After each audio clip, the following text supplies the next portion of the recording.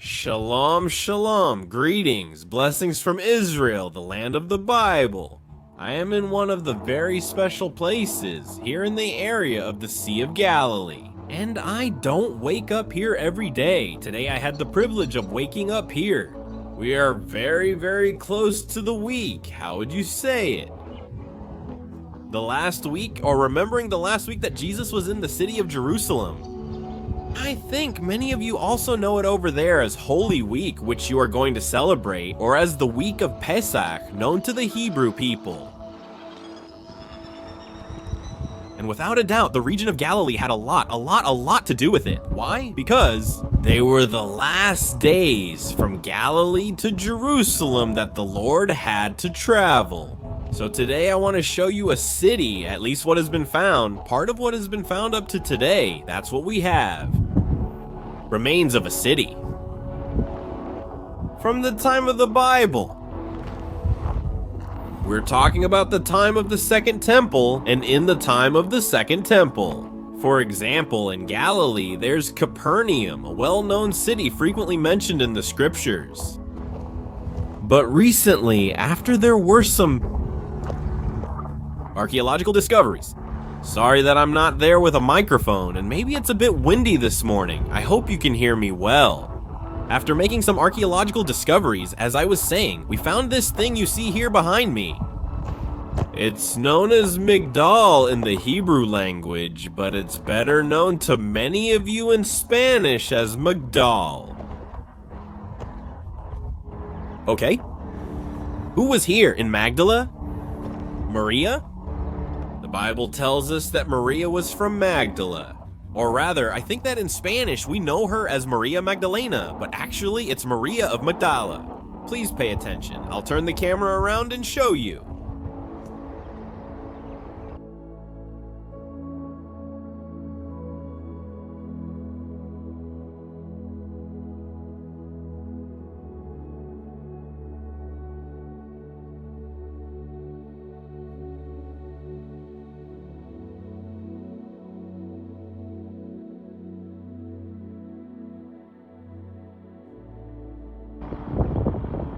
Okay, first of all, look here.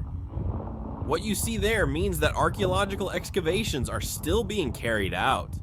That's like a kind of tent set up by him. How do you say it?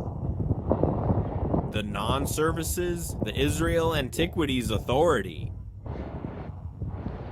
Archaeological work continues here. And here, this dates back to the time of the Second Temple.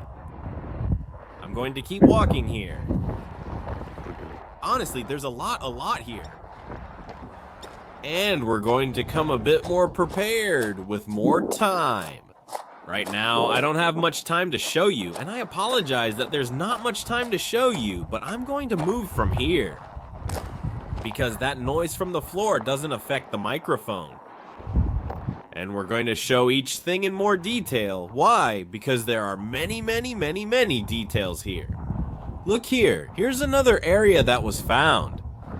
In fact, I think that by these stones I'm walking on here. I'm walking on antiquities. See the height difference here? And notice what this is built on up top? If you dig all of this, where am I? There's my hand. If you dig all of this, then could we keep finding more parts of this city? Because look, here we have one part of this city, but over there, on that other side, there's another part of the city. And if I keep going, look, there's another one there, like a kind of path. Inside, it's like another well. Let's call it the well, where the city keeps going. No. And something that really catches your attention. It was a very large settlement. Look at this here. It was a very large settlement for that time, especially compared to the city of Capernaum. For those who had the chance to visit Capernaum, they realized that it's a relatively small city and it has a very large synagogue. Look at that floor that was found. Also from ancient times, very similar to the Herodian floor and to the later Byzantine floor as well. This is called the House of the McVout here. Let me see if work is still being done. What is McVout? They're the rituals where the pools were, which were made for ritual baths. Let's keep walking. Let's see. I'm gonna go this way. Look at the sky. Now I'm gonna get closer to the water area and show you the sky. Let's keep walking this way. By the way, let me tell you a little bit about the history of this place, because what you're seeing there is a very nice, very modern building. I'm not advertising or anything like that. I mean, nobody here paid me to make this video. Nor are these people paying anything at all. Don't think that I'm advertising anything. It's just that I'm with some brothers who came to visit us, and they're here visiting the northern area. And tonight we're staying here at a hotel, and since we're nearby, I said, why wouldn't I record this? To show you all so that maybe you can come here in the future, explore this place, and for those who can't come to visit in the future, at least you'll know a little bit more about the recent excavations here in the state of Israel, because this is a recent excavation. Surely you have heard about what is known as the Magdala Center. And don't look, wait, before I forget, do you see up there? Up there? That's a big rock, but you can't see it from this side. There's another big rock on the back. That creates a V shape called the Torrent of the Doves. The wind would come in through there so that storms would eventually form on the Sea of Galilee. This is a synagogue, what we see here in front of us. Obviously, you can't imagine the synagogue because it's so old, destroyed. But this was the entrance door, the main door. You would enter here, and over there is the main hall. Look there in the center, like a kind of pulpit.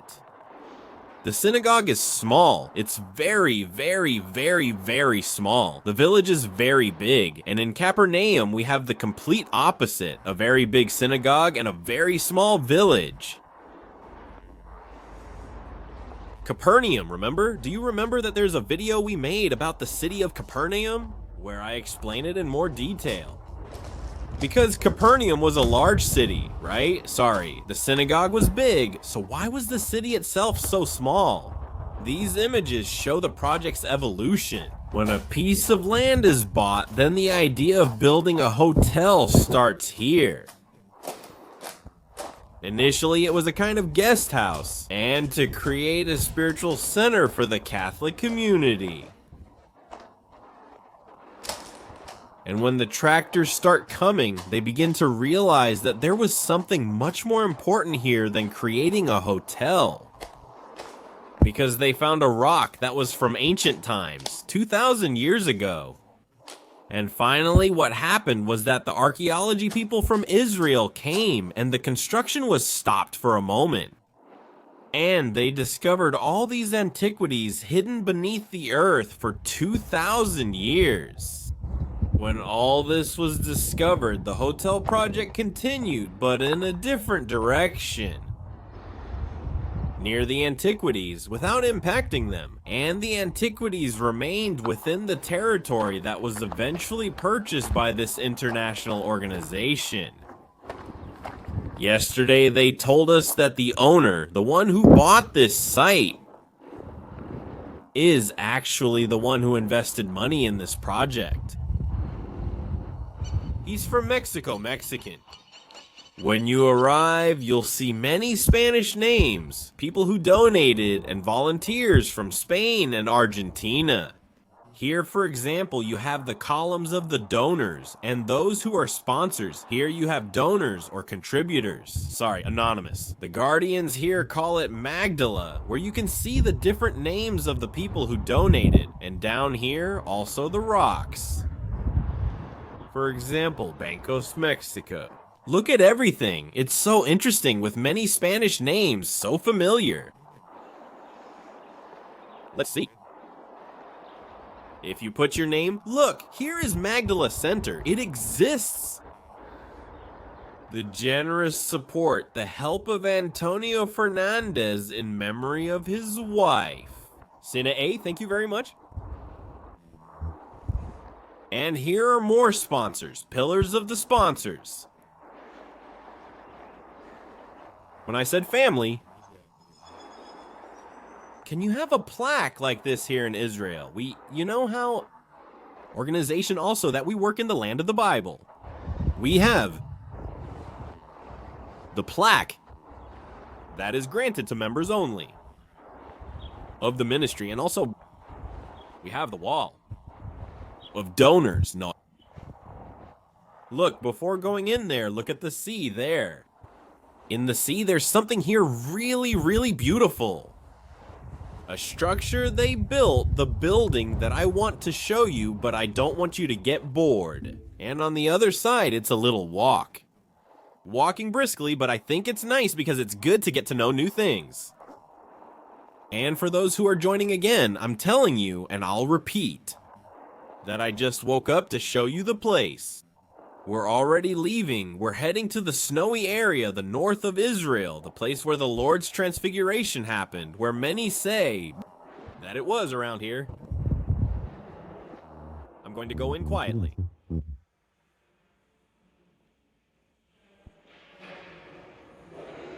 What you see back there is the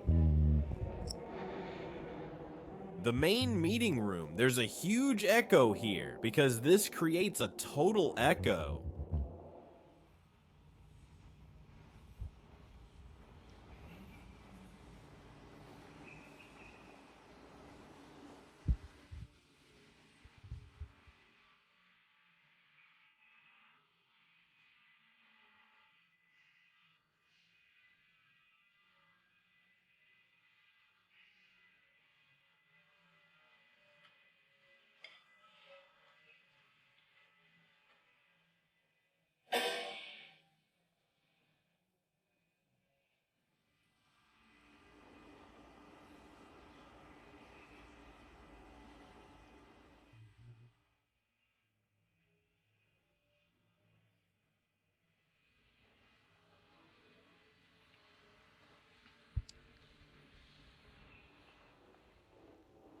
Come, I want to take you to another room, also very nice, right here inside.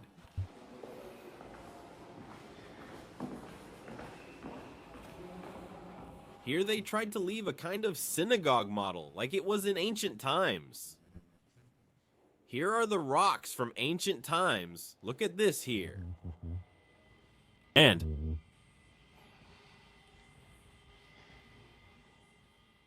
this, how nice.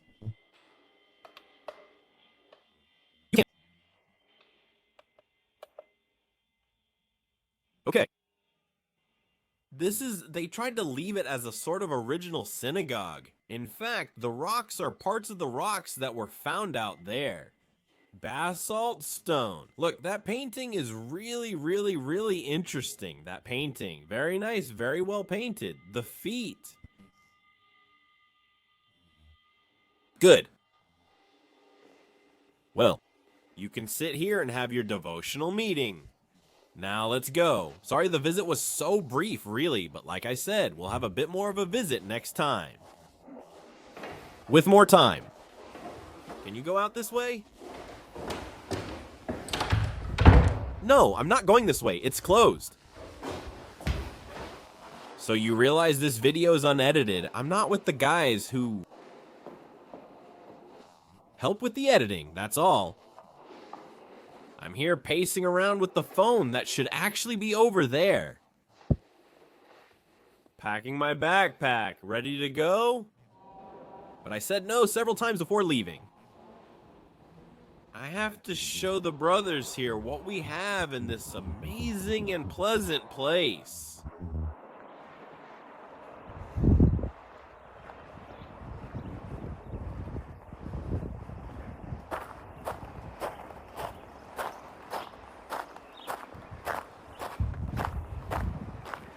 Let's go on. Let's keep walking. Now I'm going this way through the outside area. You are seeing the same thing I'm seeing, and that's the incredible sky back there. Look.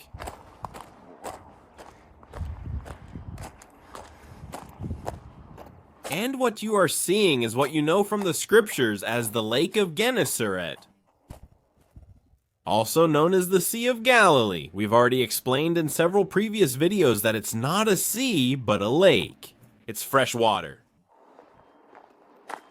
And today, as of now, we are experiencing an incredible rise in the water level in the Sea of Galilee. Is it really a blessing for the people of Israel that the Sea of Galilee has so much water? Because generally at this time, during this season, the water is not that good. We had a previous year with a lot of rain, and that has helped a lot with the water here. And also, it was a year where there was, I don't know how to say it, a lot of cold, and that cold, what it did was, it created a lot of snow, and that snow settled on Mount Hermon there, in the place I'm talking about. According to the scriptures, the place of the Lord's transfiguration. 2,800 meters and a little more than that. Height, it's where snow falls. And then because of that, the season of D begins. How do you say dehielación, or when the ice melts? And when this ice melts, so it enters through the river called the River of the Hermonites, continuing through the Jordan River, and finally entering the Sea of Galilee. Look how nice it is to have a devotional here. A devotional in the morning, getting this amazing view of the Sea of Galilee. And being in this place, and you know what? How about we have a devotional together? Before we finish and close this video, let me tell you something. While we have this view here, let me tell you something. This very sea that we are seeing here, if it had to speak to us today, I think it could tell us, oh wow, countless things. Through this very place, the Lord, he spent 3 years of ministry. He entered the city of Capernaum, which is located approximately right over there. This is what is known as the Lake of Gennesaret, and this was the area where the Lord moved around. On the other side, we have Syria, what used to be the Decapolis cities, Gadara, where the Lord crossed to the other side of the sea so that the Gadarenes, those people, could be freed from the demon-possessed. They were on that side, and then he returns with the boat to go to this side, and over here is the beach of Tiberias. The scriptures tell us where the Lord appears, at least for the third time the Bible tells us, not for the third time. He did it several times. The scriptures mention 3, with the third in John 21. After being resurrected in a resurrected body, he appears to his disciples. And then he comes again to look for Pedro, who had just returned to his original work, where the Lord had called him, which was to go back to fishing. He thought he had lost every opportunity, that Jesus truly was the Messiah. And finally, the Messiah comes here to the area of the Dead Sea to take from Pedro that time of bitterness he had. Now, with this in mind, I want to tell you the following. Yes, and do you remember this, us? Yes, we're referring to the final week of Passover. We know that Pedro, at a certain moment, says to the Lord, "Lord, Lord, let this not happen to you." When he began to tell him that there were days approaching for the Lord to be mistreated, insulted, beaten, shamed. And Pedro says, let this not happen. This is not going to happen to you.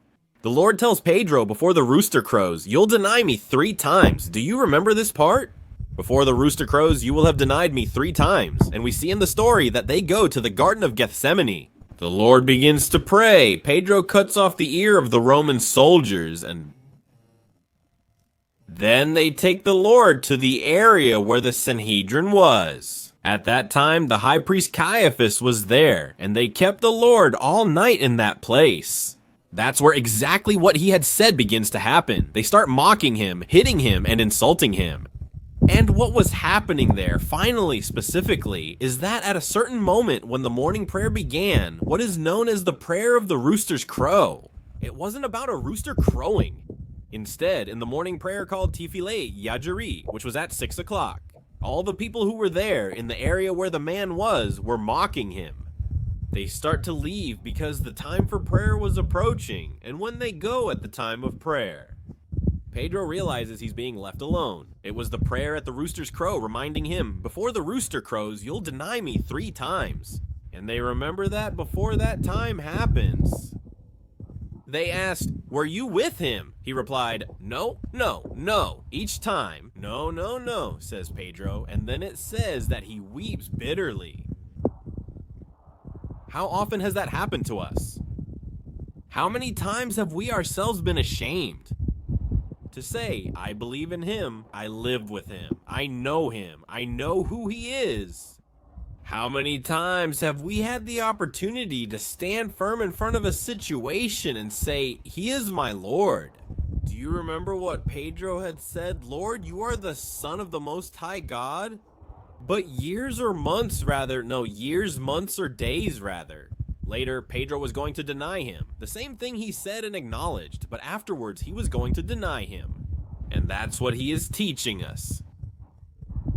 As I always say, let the one who stands firm be careful not to fall.